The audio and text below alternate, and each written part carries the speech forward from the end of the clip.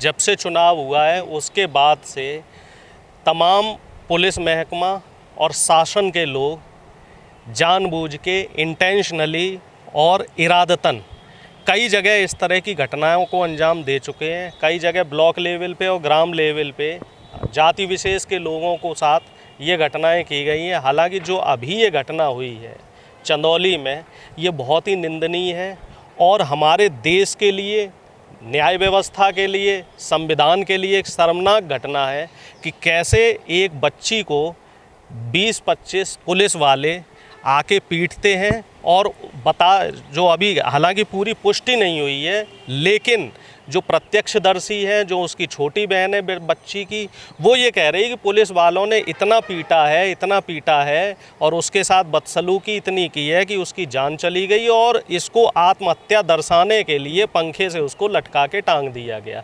ये तकरीबन अगर हम घटना की तह पे जाएं तो घटना कुछ जो है पुष्पिंदर यादव के साथ जो कांड हुआ था, कुछ उसी की पुनरावृत्ति है। जैसे पुष्पिंदर यादव ने पुलिस वालों को हफ्ता देने से मना कर दिया था तो उसकी हत्या कर दी गई थी और पुलिस के संरक्षण में ही उसका दाह संस्कार कर दिया गया था। यहाँ भी उसी तरीके का कांड है कि जो इनके फादर थे बच्ची के, उनसे पुलिस वाले दबाव बना रहे थे और फादर के ऊपर कुछ झूठे आरोप लगाए हुए थे। फादर ज़िले में नहीं था तो इनके घर पे पुलिस वाले गए और ये पूरे घटना को अंजाम दिया गया। और इसके बाद पुलिस ने अपने संरक्षण में ही उस बच्ची के साथ उस बच्ची का दाह संस्कार किया। पुलिस की जो पोस्टमार्टम की जो रिपोर्ट है वो अभी तक उजागर नहीं हुई है। इसमें कई संगठन हैं, हम लोग भी हैं, जो सामाजिक कार्यकर्ता हैं, ये लोग भी उस घटना पे जा रहे हैं अभी, और उसमें पुलिस प्रशासन पे पूरा दबाव बनाने की कोशिश की जा रही है। और जहाँ तक मैं कहता हूँ, जो मुख्यमंत्री जी ये कहते हैं कि हमारा लॉ एंड ऑर्डर ठीक है, या लॉ एंड ऑर्डर के लिए वो जो तमाम तरीके की बातें कहते हैं, तो हम लोग उन पे दबाव बनाएंगे और इसकी निष्पक्ष जांच करने के लिए इनसे अपील करेंगे। देखिए, इस समय जो माहौल है शासन का और प्रशासन का, ख़ास तौर से अगर हम उत्तर प्रदेश की बात करें, तो जानबूझ के एक जाति विशेष को, या फिर हम ये कहें कि यादव जाति को प्रताड़ित करने की कोशिश की जा रही है। क्योंकि पिछले जो चुनाव के नतीजे रहे हैं, जो अभी विधानसभा चुनाव हुए थे, उन नतीजों में मौजूदा सरकार को अगर सबसे ज़्यादा किसी जाति ने टक्कर दी है तो वो यादव जाति ने दी है।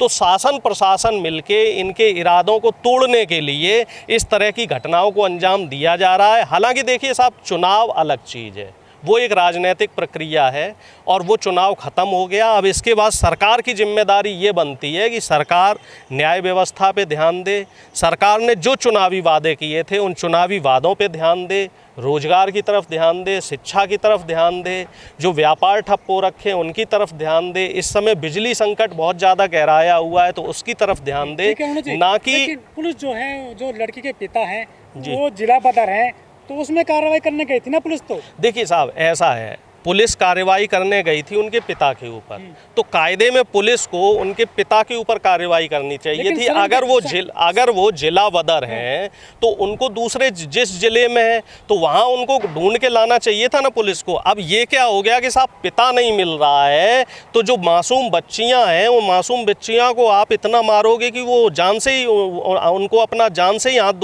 धोना पड़े। ये किस तरह की न्याय व्यवस्था है कि अगर आप पिता को नहीं पकड़ पा रहे हैं तो उसके परिवार वालों के साथ आप इस तरह की घटना को अंजाम देंगे। और ये कोई पहली घटना नहीं है।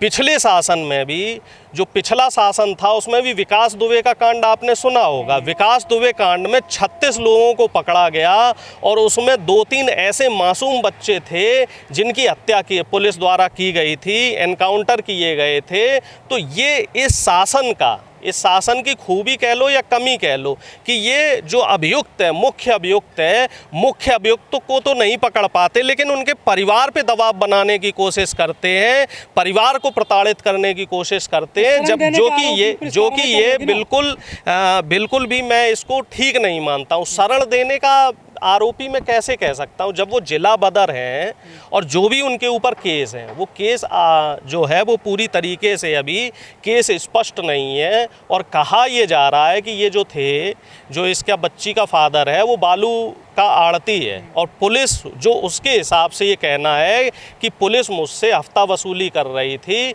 मुझसे रिश्वत मांगने की कोशिश कर रही थी, मैंने रिश्वत देने से मना कर दिया तो मेरे ऊपर झूठे केस लगाए गए। अब इसमें हकीकत क्या है? पुलिस अपना पक्ष रख रही है, ये अपना पक्ष रख रहे हैं। तो मेरा ये मानना है कि जो भी इसमें घटनाक्रम हुआ है, लेकिन जान तो नहीं जानी चाहिए थी, जान तो गई है ना, और जान जो गई है तो उसके पीछे कोई ना कोई दोषी होगा। तो मेरा ये सरकार से आग्रह है कि जो दोषी है, दोषी के खिलाफ कड़ी से कड़ी कार्रवाई हो। एक न्यायिक प्रक्रिया है, उस न्यायिक प्रक्रिया के जरिए इसकी जांच होनी चाहिए। जैसे आज का जो डिस्ट्रक्टिव मॉडल चल रहा है उसकी तरीके से नहीं होना चाहिए कि बुलडोजर से किसी का घर उड़ा दिया या फिर किसी का फर्जी इनकाउंटर कर दिया। जो न्याय व्यवस्था है, हम न्याय व्यवस्था को मानने वाले लोग हैं और उसी के लिए हम अपील कर रहे हैं। और जो तमाम सामाजिक लोग हैं, तमाम राजनीतिक पार्टियां हैं, विपक्षी दल हैं, तो वो लोग भी इस तरह वहाँ पे घटनाक्रम पे पहुँच रहे हैं। इससे पहले प्रयागराज में भी एक इसी तरह की हत्या हुई थी और उससे पहले लखनऊ की रहने वाली और वो अमेठी में पोस्टेड थी, एक रश्मि यादव करके सब इंस्पेक्टर थी, उसके साथ भी इसी तरीके की घटना हुई थी जिसमें उसको रश्मि यादव की जो हत्या है उसको आत्महत्या में तब्दील कर दिया गया था। हालांकि उसकी पुष्टि हो गई है और उसमें जो अभियुक्त हैं वो पकड़े गए हैं। तो इस तरह की जो घटनाएं हो रही हैं जाति विशेष के लिए, तो मेरा आग्रह है सरकार से कि देखिए साहब, चुनाव को अलग रखिए और जो एक राजा का धर्म होता है या फिर एक शासक का जो धर्म होता है कि आपको जाति और धर्म से ऊपर उठकर जो न्याय है, न्याय सबके लिए एक होना चाहिए। और जो न्याय का एक जो प्रक्रिया है, न्याय का जो एक तरीका है, आपको उसी तरीके को फॉलो करना है।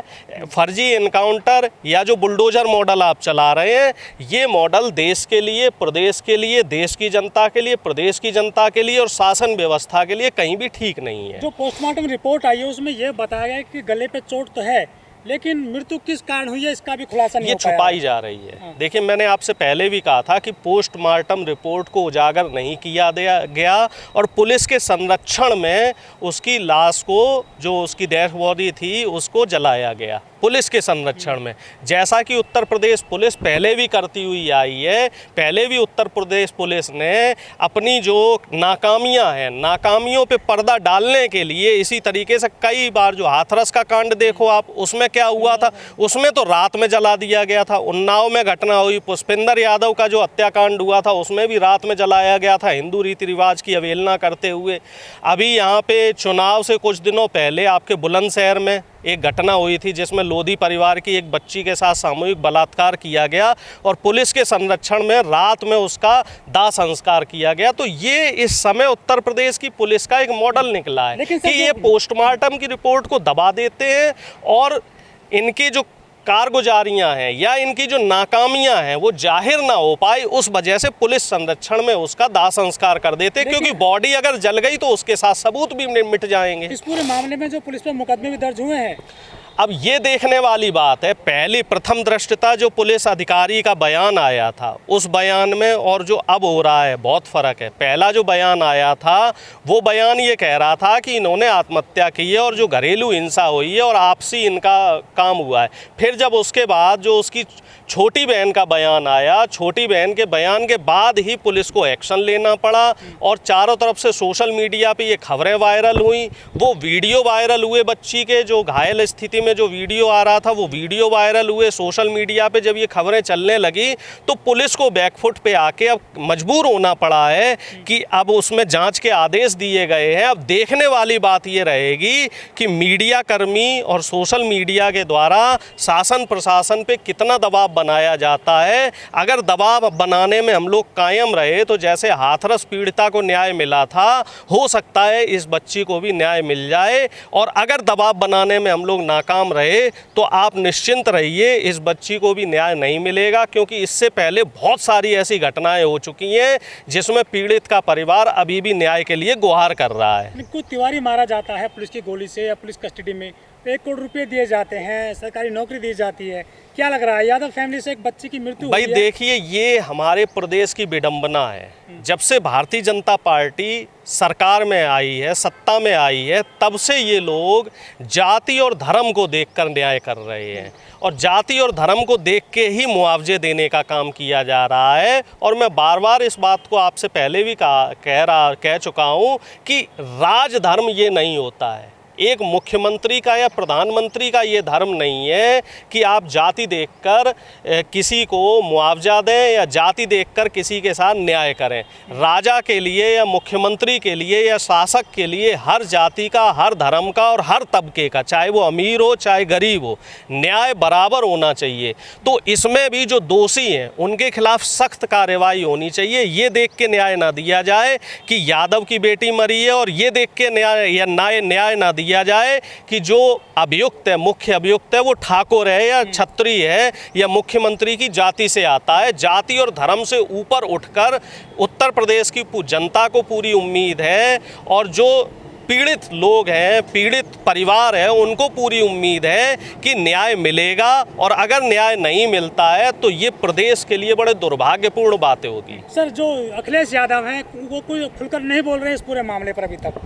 अब देखिए, ये उनका अपना व्यक्तिगत बयान है, वो इस पे क्या बयान दे रहे हैं या नहीं दे रहे हैं। हालांकि पार्टी के लोग वहाँ पहुँचे हैं, जो प्रवक्ता हैं मनोज सिंह काका, वो वहाँ पे पहुँचे हैं और दाह संस्कार कार्यक्रम में शामिल हुए हैं। और अखिलेश जी ने शायद ट्वीट किया है, ट्वीट मैंने देखा है, अखिलेश जी का ट्वीट आया है। अब वो घटना पे पहुँचे हैं या नहीं पहुँचे, ये अभी पुष्टि नहीं हो पाई है। हो सकता है, उन्होंने पहले भी कहा था कि वो ईद के बाद वो निकलेंगे, तो अब हो सकता है वो पहुँचे। लेकिन मैं ये मानता हूँ कि इसमें विरोधी पार्टियों की भी, जो विपक्षी दल हैं, उनकी भी कहीं ना कहीं निष्क्रियता है। विपक्ष की जो भूमिका है, विपक्ष को अपनी भूमिका ईमानदारी से निभानी चाहिए। समाजवादी पार्टी हो या बहुजन समाज पार्टी हो या कांग्रेस हो, जितने भी विपक्षी दल हैं, उसके कम से कम मैं कह रहा हूँ टॉप लीडरशिप अगर वहाँ नहीं पहुँच रही है, टॉप लीडरशिप अगर नहीं पहुँच रही है, तो जो क्षेत्र के नेता हैं, क्षेत्र के नेताओं को वहाँ जाना चाहिए, थाने चौकी पे जाम लगाना चाहिए, वहाँ पे आंदोलन करना चाहिए, वहाँ धरना देना चाहिए, जिला मुख्यालय पे बैठ जाना चाहिए। फिर विपक्ष का क्या काम है? और विपक्ष चुनाव, सिर्फ आप चुनाव में आके, चुनाव से 2 महीने 3 महीने पहले आके आप चाहते हैं कि जनता आपको वोट दे दे और इस समय जनता परेशान है, तो आपकी कुछ भूमिका नहीं बनती है। तो जितना इस समय सत्ता पक्ष दोषी है, उतनी बराबर भूमिका में या उतना ही दोष इस समय विपक्ष का भी है। सर, जो प्रियंका गांधी चुनाव में आते हैं कि लड़की हूँ, लड़ सकती हूँ, आज एक लड़के की मृत्यु हो गई। नहीं, बिल्कुल निश्चित तौर पे उनको भी पहुंचना चाहिए। और मैं ये समझता हूँ, मैं आपसे पहले भी कह रहा हूँ कि जो विपक्ष है